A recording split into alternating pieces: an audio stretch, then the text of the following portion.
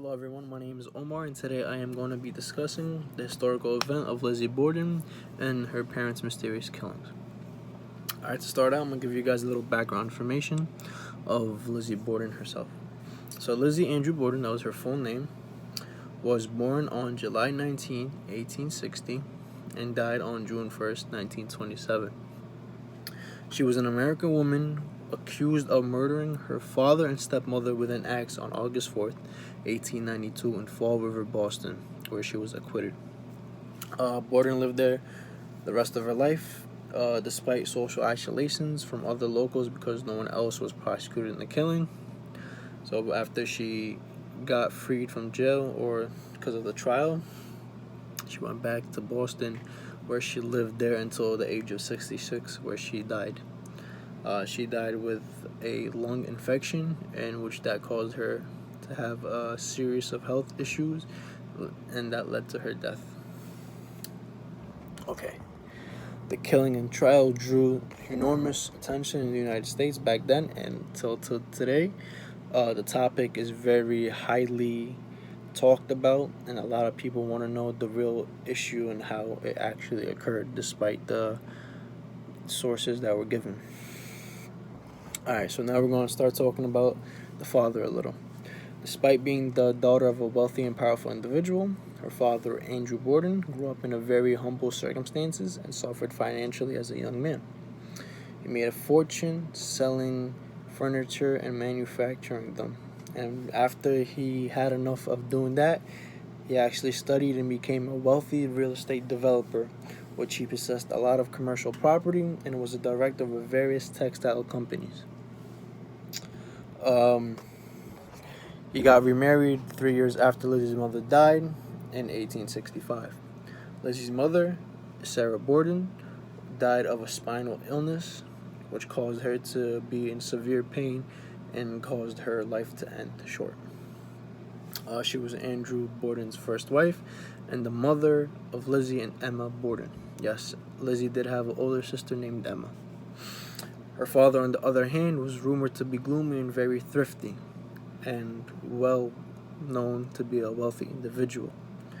During that time where he got remarried to the stepmother, Lizzie and Emma had a lot of conflict with the stepmother due to the fact that they believed that the reason why she married their father was for wealth reasoning, that he had money, and she really never felt and had emotion towards the father for any other source. Lizzie stated on her trial, so we're going to go to the case itself now, that Mr. Borden left Thursday morning on August 4th in 1892 to go do some business involving financial issues, leaving behind his wife and the maid, Bridget Sullivan, and Lizzie. During the time of the occurrence, Emma, the older daughter, was not at the scene. She was in school and trying to become a self-grown individual and pursue her life. 92 2nd Street in Fall River, Massachusetts, where the house was located of the famous killing. Bridget Sullivan, the nanny, and the maid in the Borden family residence claimed that she was rested in bed after having a long day of washing the outside of the house. During the time of 11 o'clock in the morning, a cry from Lizzie Borden. Lizzie yelled to the nanny, stating that, "Come down quick, please. The father is dead. Somebody came in and killed him."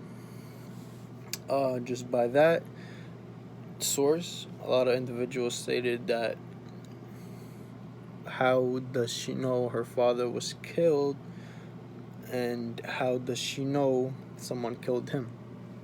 People were trying to connect the pieces, in which they thought it made no sense of the occurrence that actually occurred. She stated that a half hour later or so, after the body was hacked almost beyond recognition of Andrew Borden, it has been covered and was downstairs in the living room. She stated that when the time officers came, the first thing they did was trace evidence to see if an intruder came into the house and killed the father.